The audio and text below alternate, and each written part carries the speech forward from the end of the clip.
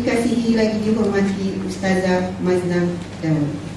Ustazah Maznah berasal dari negeri Kelantan dan kini menetap di Shah Alam. Berkelulusan sarjana dalam bidang fiqh dan usul fiqh dari Universiti Al-Azhar Mesir. Pernah bertugas di UiTM sebelum bersara secara pilihan pada tahun 2006. Ustazah Maznah Daud banyak terlibat dalam kerja-kerja sukarela dan kemasyarakatan. Beliau adalah mantan Ketua Wanita Jamaah Islah Malaysia JIN dan mantan Ahli Lembaga Pengarah Aman Palestin. Selain memikul amanah sebagai Ketua Wanita Pertubuhan Ikram Malaysia, terkini Ustazah Maznah juga adalah merupakan Ahli Jawatan Kuasa Penasihat Ibadah Haji di bawah naungan Tabung Haji dan Jakim, Ahli Majlis Istisyari Wami dan Pengerusi Pertubuhan Mawadah Malaysia. Ustazah Maznah juga merupakan kolumnis bagi majalah Anis, majalah Q&A dan malaysiaharmony.com. Ustazah Maznah Daud sering kita dengar di Radio IKIM melalui slot-slot fiqh wanita, Teladan Anbiya dan Jejak Muttaqin. Beliau juga telah menulis lebih daripada 10 buah buku yang merangkumi pelbagai tajuk perbincangan. Dengan pengenalan ringkas ini, majlis dengan segala hormatnya menjemput yang dihormati lagi dikasihi Ustazah Maznah Daud untuk naik ke pentas dan seterusnya menyampaikan ucap tama beliau yang bertajuk Aspirasi Wanita Islam dalam Transformasi Umat Wasafiyah. Dipersilakan.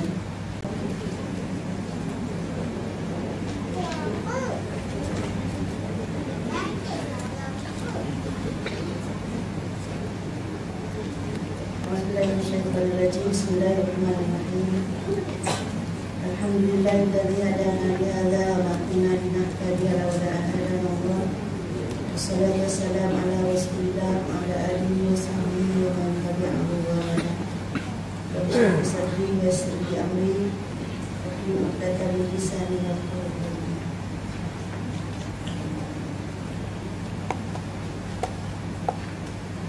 Assalamualaikum warahmatullahi wabarakatuh. Yang dikasihi Tuan Pengerusi Majlis, yang dihormati Presiden Pertubuhan Ikram Malaysia, Naib Presiden, Barisan Jawatan Kuasa, Pusat Ikram Malaysia, Timbalan Ketua Wanita Ikram Malaysia, Ketua Wanita Ikram Negeri Selangor, Barisan Jawatan Kuasa, Dewan Penghormat, Wakil NGO, saudara-saudari yang dikasihi. Alhamdulillah, dengan izin Allah Subhanahu Wa Taala, wacana wanita ikram yang dirancang dapat dilaksanakan dengan rahmat dan inayah daripada Allah Subhanahu Wa Taala pada pagi yang berbahagia ini. Jazakumullah kepada Presiden yang telah memberikan ucapan rasmian yang cukup padat dan bermakna, yang menguraikan secara terperinci aspirasi wanita dalam transformasi umat wasatiyah. Dengan ucapan yang begitu padat, rasanya tak ada poin dah tak sebut ni. Namun kita sama-sama renung firman Allah dalam surah An-Nisa ayat 1 yang telah dibacakan oleh qari kita tadi. Auzubillahi minasyaitonirrajim. Ya ayuhan nas ittaqu rabbakumul ladzi khalaqakum min nafsin wahidah wa khalaqa minha zawjaha wa bassa minhuma rijalan katsiran wa nisaa. Yang bermaksud, wahai sekalian manusia, bertakwalah kepada Tuhan kamu yang telah menjadikan kamu bermula dari diri yang satu, yakni Adam, dan yang menjadikan daripada Adam itu pasangannya, iaitu isterinya Hawa, dan juga yang membiakkan dari keduanya zuriat keturunan lelaki dan perempuan yang ramai. Ayat ini jelas menunjukkan bahawa lelaki dan perempuan adalah berasal daripada satu sumber, daripada satu jiwa, dan yang menjadi sebab untuk berkembangnya zuriat keturunan sehingga ke hari kiamat. Jadi tidak ada keraguan, tidak perlu dipertikaikan tentang kedudukan lelaki dan perempuan. Tetapi dengan penjelasan yang begitu tegas daripada Allah Subhanahu Wa Taala, sayangnya dari sepanjang sejarah, dari satu masa ke satu masa, kita lihat manusia sering mempersoalkan dan mempertikaikan tentang kedudukan wanita. Saya cuba ungkapkan secara sepintas lalu sejarah nasib malam yang dilalui oleh kaum wanita sepanjang zaman. Umpamanya beberapa peribahasa dan ungkapan-ungkapan yang kita petik dari pelbagai tamadun yang membayangkan betapa kedudukan wanita ini sering dipandang hina. Umpamanya peribahasa Cina menyebut, tapi saya tak tahu baca Cina lah ya, Melayu saja. Maksudnya, dengarlah kata-kata isterimu, tetapi jangan percaya. Jadi maknanya kata-kata wanita ni cuma boleh dengar saja, tapi percaya tak boleh. Bahasa Rusia ya, dalam kalangan 10 orang perempuan tidak terdapat roh kecuali satu saja. Jadi seolah-olah 9 tu tak ada roh. Kalau tak ada roh, makhluk apa tu? Peribahasa Asbania, berhati-hati daripada perempuan yang jahat. Itu kita setujulah kan. Kalau ada jahat tu kita kena berhati-hati. Tapi jangan cenderung kepada perempuan yang baik.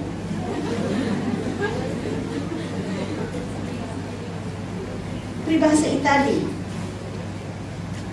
rangsangan untuk kuda yang jinak dan kuda yang liar. Kalau kuda tu jaga baik-baik, bagi rangsangan kat dia. Tapi tongkat untuk wanita yang baik dan wanita yang tidak baik.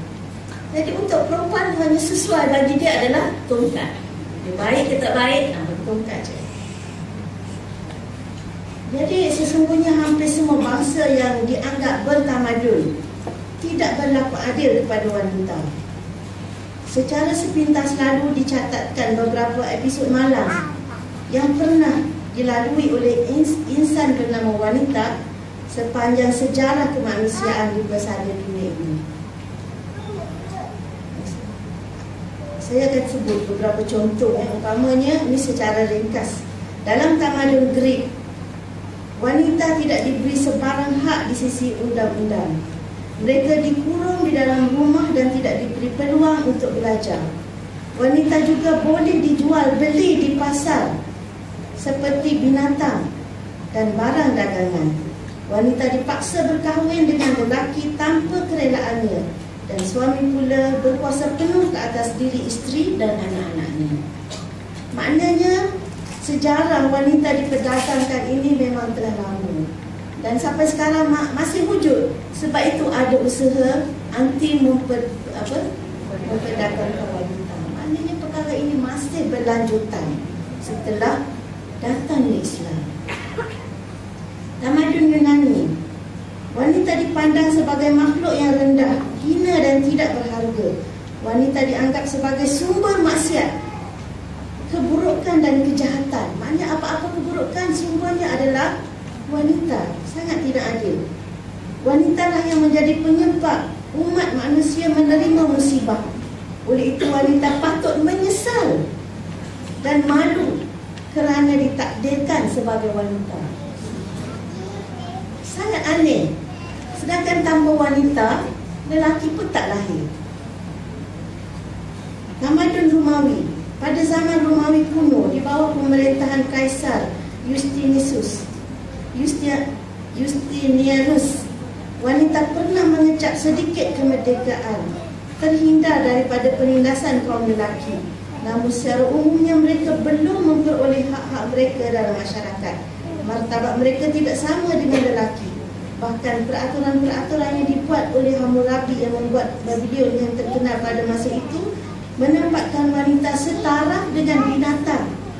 Mereka belum diakui sebagai makhluk Tuhan yang berakal.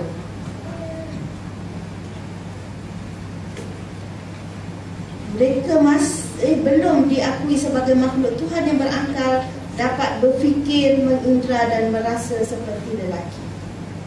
Tamadun Mesir, pada zaman Mesir kuno, masyarakat mempunyai keyakinan bahawa Sungai Nil dikuasai oleh dewa yang sentiasa inginkan persembahan seorang gadis. Maka gadis-gadis dipersembahkan. Jika tidak, Sungai Nil tidak akan memberikan manfaat kepada petani-petani. Jadi gadis-gadis menjadi mangsa, dipersembahkan kepada sungai yang tak ada nak apa-apa pun. Sungai dicipta oleh Allah Subhanahu Wa Taala untuk memberi manfaat pada manusia. Bagi gadis, dia tak bagi gadis, dia nak buat apa? Tapi itulah keyakinan masyarakat dalam tamadun Mesir kuno. Jahiliah Arab, pandangan masyarakat jahiliah Arab terhadap wanita digambarkan di dalam firman Allah yang bermaksud. Dan apabila dikabarkan kepada seseorang daripada mereka bahawa dia beroleh anak perempuan, muramlah mukanya sepanjang hari kerana menanggung duka cita, sedang dia menahan perasaan marahnya dalam hati. Dia bersembunyi dari orang ramai kerana merasa malu disebabkan berita buruk yang disampaikan. Apa berita buruk itu? Iaitu berita buruk dia telah mendapat anak perempuan. Dalam keadaan dia bersembunyi itu, dia berfikir, adakah dia akan memelihara anak itu dalam keadaan yang hina, atau dia akan menanamnya hidup-hidup dalam tanah. Ketahuilah sungguh jahat apa yang mereka hukumkan. Itu gambaran yang cukup jelas bahawa masyarakat sangat tidak suka dianugerahi anak perempuan kerana dia dianggap sebagai sumber kehinaan kepada keluarga. Sebab itu ramai di kalangan mereka yang membuat keputusan menanam anak itu hidup-hidup.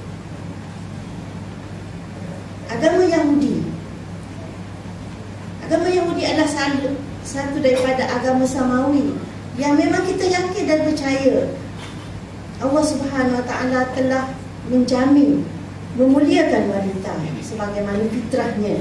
Tetapi setelah diselewengkan oleh bangsa Yahudi, maka pandangan mereka terhadap wanita tidak kurang daripada bangsa-bangsa yang tidak mempunyai agama lain, yang tidak bersumberkan agama Samawi.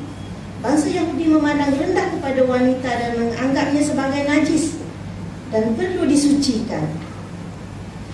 Dalam upacara agama Yahudi, paling kurang 10 orang lelaki mesti ada dalam majlis tersebut. Jika 9 orang lelaki dan ramai perempuan, maka upacara sembahyang tidak dapat dilangsungkan kerana wanita tidak dikira sebagai pencukup bilangan. Suami juga mempunyai kuasa penuh ke atas isteri. Agama Kristian, wanita dianggap makhluk yang tidak mempunyai ruh sehingga ke abad 18 Masihi. Masyarakat Eropah masih menganggap wanita sebagai hamba dan hak lelaki. Wanita digunakan untuk memuaskan nafsu lelaki walaupun ketika mereka sedang bekerja. Menurut ajaran institusi gereja Katolik Rom pada masa itu, wanita ialah anak kebatilan, penjaga neraka, musuh keselamatan. Melaluinya Adam telah diusir dari syurga. Pada tahun 586 Masihi, satu persidangan telah diadakan di Perancis untuk membincangkan sama ada wanita adalah manusia atau bukan.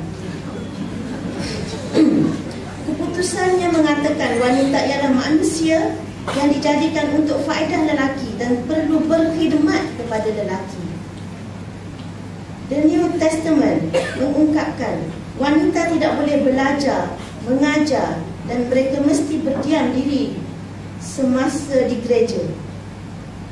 Sekiranya mereka ingin belajar, mereka dibenarkan bertanya kepada suami sahaja. Kalau ada suami, tak ada suami, macam mana tu?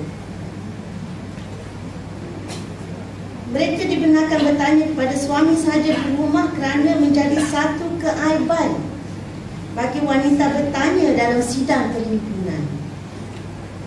Agama Hindu, kitab suci agama Hindu Manu menyatakan bahawa wanita tidak berhak melepaskan dirinya daripada bapanya, suaminya dan anak lelakinya. Hanya turun-temurun mereka dikuasai, daripada ayah pindah ke suami, pindah kepada anak. Apabila mereka mati, yakni suami mati, ia wajib menggantungkan hidupnya kepada kerabat suaminya. Ada kala ia dibakar bersama suaminya, dan adat ini terus menerus berlaku sehingga abad ke-17. Agama Buddha. Dalam agama Buddha, wanita bebas menjalankan ibadah berdasarkan agama mereka serta diberikan kesempatan mencapai tingkat kesucian dan kemajuan batiniah melalui kehidupan yang dikatakan suci, iaitu hidup sebagai bhikkhuni. Martabat manusia ditentukan oleh perbuatan dan amal kebajikan, bukan keturunan, suku atau jantina. Maknanya nampak bagus di sini. Namun begitu, wanita masih dianggap sebagai perangkap yang menggoda dan punca kesesatan. Masyarakat Barat, wanita dalam pandangan Barat juga amat menyedihkan. Mereka tidak mendapat hak dan pembelaannya sewajarnya. Suatu hal yang ketara, apabila seorang wanita berkahwin, secara otomatis namanya dan keluarganya hilang, ditukar dengan nama baru yang dikenali sebagai Mrs. Dengan itu hilanglah namanya sendiri dan nama keluarganya, semuanya dimasukkan ke dalam nama suami. Pendeknya bukti-bukti tentang rendahnya taraf wanita, bagaimana mereka diperalatkan dan dianiaya semata-mata kerana jantinanya, terdapat dalam sejarah manusia seluruhnya. Gadis-gadis dijadikan hadiah kepada ketua-ketua kaum atau raja untuk dijadikan isteri, gundik atau dayang semata-mata. Perkara ini berlaku di merata dunia dahulu dan sekarang, secara halus ataupun terang-terangan. Pendek kata, wanita dimiliki seperti barang-barang yang boleh dipertukarkan dan diperalatkan untuk kepentingan lelaki.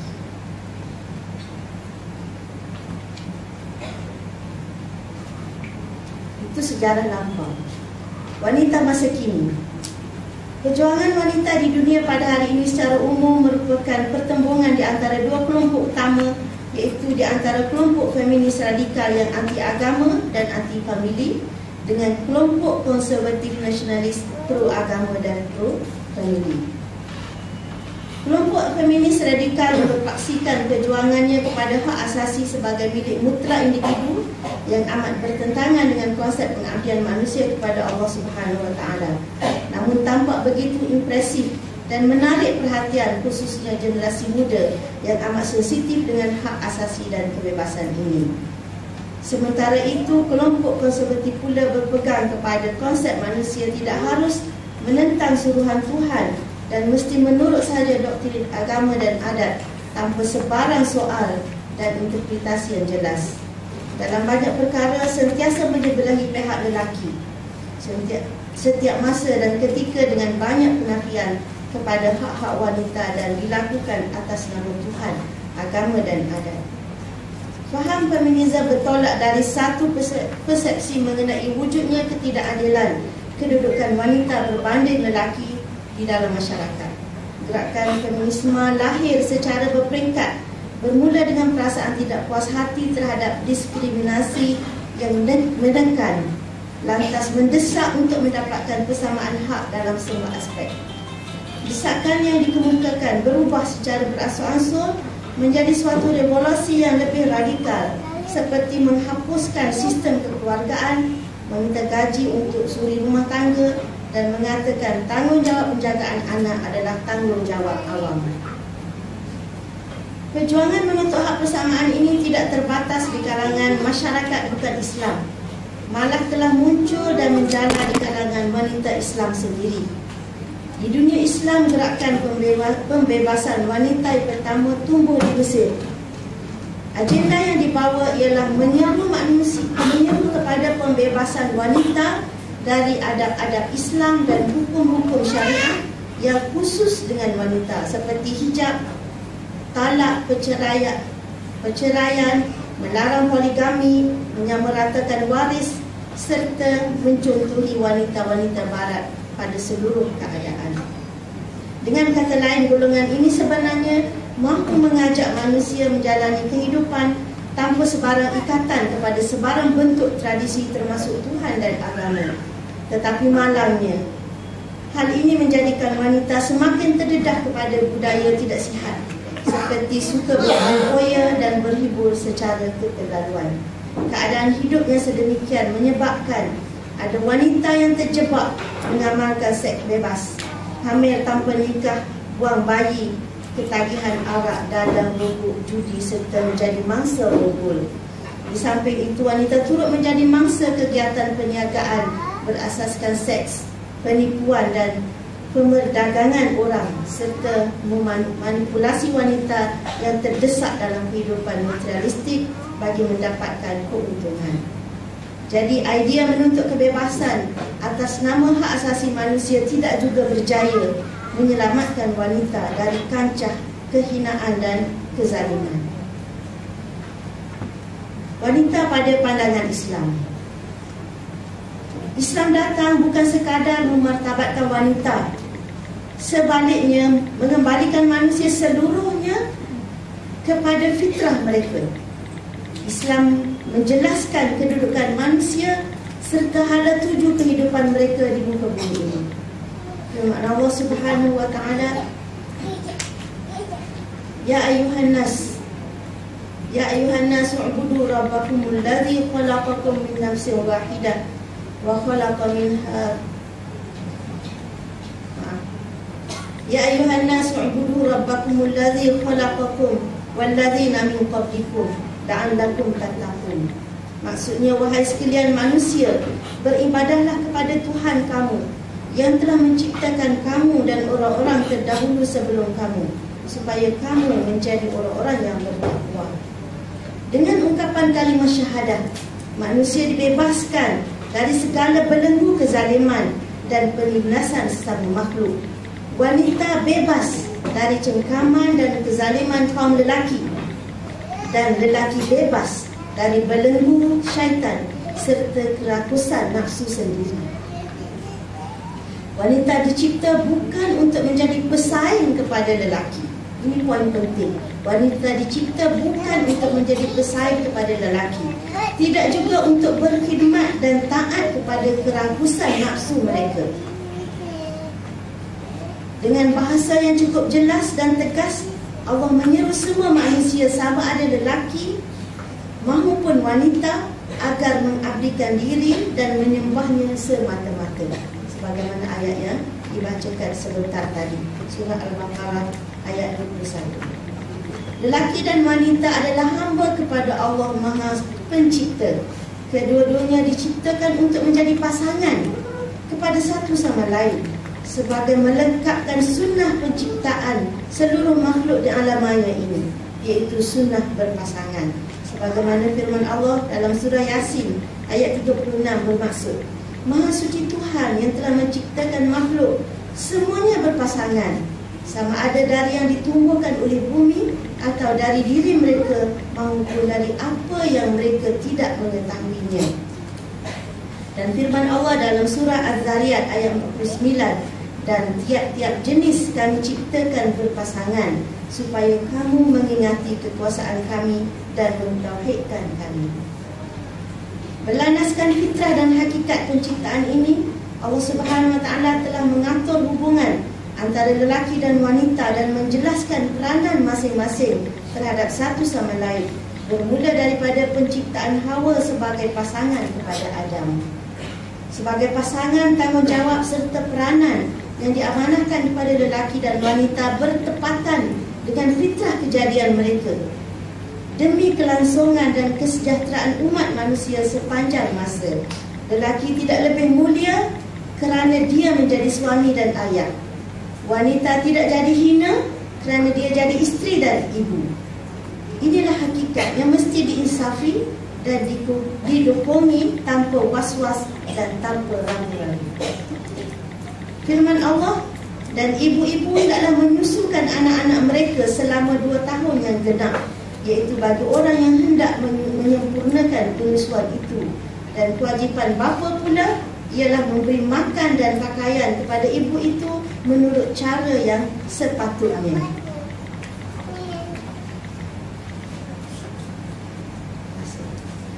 Meskipun dinyatakan tugas wanita melahirkan dan menyusukan anak, tidak bermakna wanita Islam hanya terkurung di dalam rumah tanpa melibatkan diri dalam aktiviti kemasyarakatan, pembangunan umat dan negara. Wanita wajib terlibat dalam melahirkan masyarakat yang sejahtera dan harmoni sebagaimana termaktub di dalam firman Allah yang bermaksud, dan orang-orang yang beriman lelaki dan perempuan setengahnya menjadi penolong bagi setengah yang lain. Mereka menyuruh berbuat kebaikan dan melarang daripada berbuat kejahatan. Doa Asiyah yang diabadikan dalam surah At-Tahrim menjadi bukti bahawa wanita mukminah sentiasa peka terhadap apa yang berlaku di keliling kelalangnya. Apa doa Asiyah?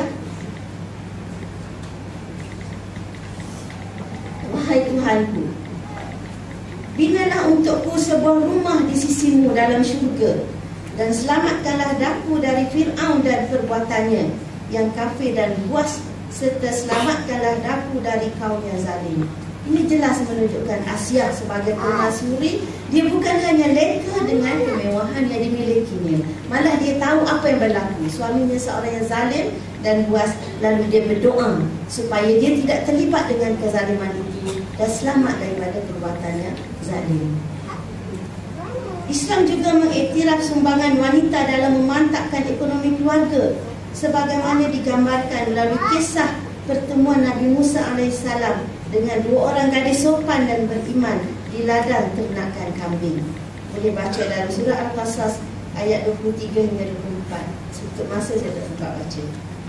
Dan wanita berhak memberi pandangan dalam menentukan hala tuju serta polisi yang dilaksanakan di dalam negara. Sebagai contoh, Asiyah mengemukakan cadangan supaya Fir'aun mengubah polisinya membunuh setiap bayi lelaki Bani Israel. Dengan kebijaksanaan dan kemantapan hujah yang dikemukakan oleh Asiyah, Fir'aun akur dan Nabi Musa selamat. Ini juga boleh baca dalam surah Al-Qasas ayat 9. Maaf tak sempat baca. Penutup, sesungguhnya Islam adalah din fitrah yang wasat, yang pertengahan, yang adil, yang telah dihuraikan secara terperinci oleh saudara Presiden tadi. Sesungguhnya Islam adalah din fitrah yang wasat, yang mengajar umatnya prinsip-prinsip keadilan, kesaksamaan dan kebebasan. Umat yang berpegang teguh dengan prinsip tersebut diiktiraf sebagai umatan wasata, iaitu umat yang sederhana dan adil, umat yang terbaik dan terunggul. Islam tidak ada kena-mengena dengan sebarang bentuk kezaliman dan penindasan yang dilakukan ke atas wanita, baik sebelum atau sesudah kedatangannya, baik yang dilakukan atas nama agama, budaya atau adat besar semata-mata. Baik yang dilakukan oleh golongan lelaki-lelaki Islam sendiri sebenarnya bukan cetusan daripada ajaran Islam. Justru wanita patut rasa bertuah dan bersyukur kepada Yang Maha Esa lagi Maha Bijaksana. Hanya di bawah naungan syariatnya, wanita terbela. Di bawah naungan syariatnya, wanita benar-benar berharga. Inilah aspirasi dan misi yang hendak diketengahkan oleh wanita Ikram ke persada masyarakat Islam. Ke persada masyarakat Islam adalah rahmatan lil alamin. Islam diturunkan oleh Allah pencipta manusia lelaki dan wanita. Allah pencipta lelaki dan wanita. Tidak logik sama sekali sekiranya Allah yang menjadikan wanita dan lelaki, tidak logik sama sekali sekiranya Allah memihak kepada lelaki dan meminggirkan wanita atau sebaliknya. Aspirasi ini akan kita jajak ke seluruh negara agar didengari dan dihayati oleh setiap peringkat, terutamanya generasi muda yang akan menjadi pemimpin pada hari muka. Mereka lah yang bakal mencorak dan mewarnai masa depan umat dan negara. Kita tahu pada bulan ini merupakan bulan sambutan Hari Wanita Sedunia. Dan tema yang telah dipilih untuk Hari Sambutan Wanita pada tahun ini ialah menghubungkan remaja puteri, menginspirasikan masa depan. Itu satu pengiktirafan tentang kepentingan pendidikan generasi muda. Dan ini, tema seperti ini sebenarnya bukan baru dalam ajaran Islam. Sebab kita tahu sejak dahulu, sejak Nabi SAW dan juga di dalam kitab suci Al-Quran, banyak terdapat ayat-ayat dan hadis-hadis yang menunjukkan penghargaan dan kepentingan kaum muda sebagai pendukung kepada agama yang suci mulia ini. Dan perempuan, moga-moga apa yang akan kita dengari dan ikuti dalam wacana wanita pada hari ini dapat memberikan suatu gambaran yang lebih jelas, yang telah jelas lebih jelas lagi, yang belum jelas akan mendapat kejelasan yang sebenarnya untuk kita jadikan satu landasan bagi kita memartabatkan wanita selaras dengan apa yang telah didatangkan oleh Allah Subhanahu Wa Taala dan yang telah disampaikan oleh Rasul junjungan Nabi Muhammad sallallahu alaihi wasallam. Wabillahi taufiq. Assalamualaikum warahmatullahi wabarakatuh. Terima kasih diucapkan kepada Ustazah Maznah Daud kerana telah menyampaikan ucap tamu yang jelas dan penuh dengan fakta-fakta yang menarik. Saya pasti ucap tamu tadi